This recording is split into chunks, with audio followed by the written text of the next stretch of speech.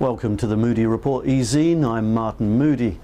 The theme of this week's edition is railways, or railway retailing to be more specific. We start with Hong Kong, where the MTR Corporation has called expressions of interest for the duty-free contract at Lo Wu and Hung Hom stations. Now that's a very significant business. Down the years, of course, it saw a lot of liquor and tobacco sales in particular.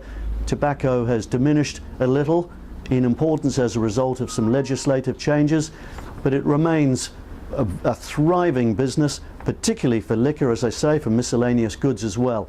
The contract is currently held by Sky Connection, but we think Sky is going to come under fierce pressure from some rival bidders, led no doubt by King Power Group Hong Kong, which was the company that really pioneered this business in earlier years, and they're determined to get back there just as Sky is determined to hold on. And don't be surprised to see some of the other contestants in the Hong Kong International Airport core category tenders also having a close look at this one. It could be fascinating. Now from Hong Kong we stay with the railways, but we move to India.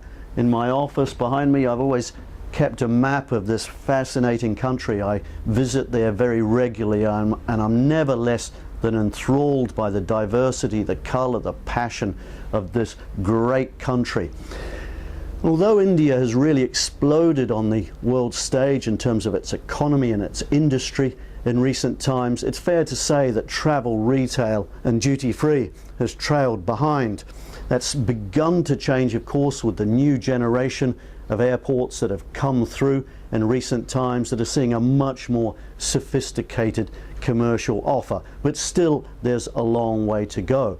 Today, we report on a deal that we think might have much greater potential than all of those airports, and that's in the railway business.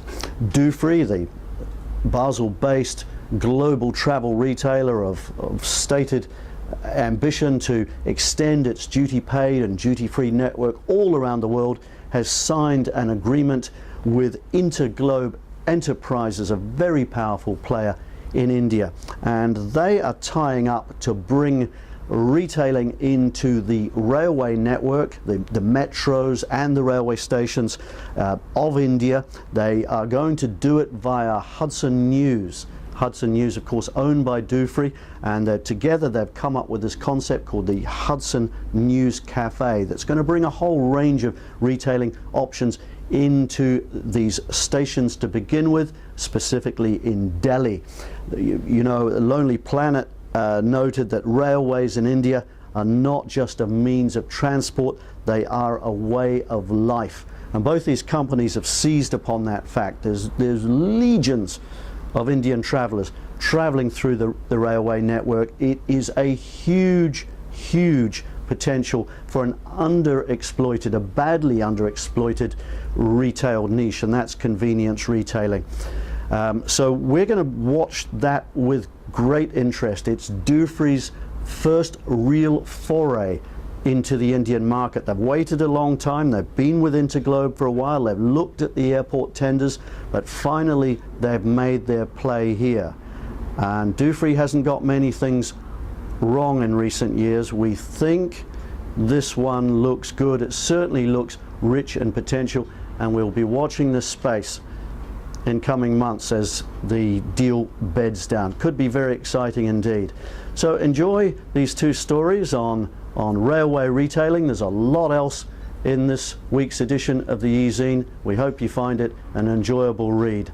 I'm Martin Moodie for the Moodie Report e-zine.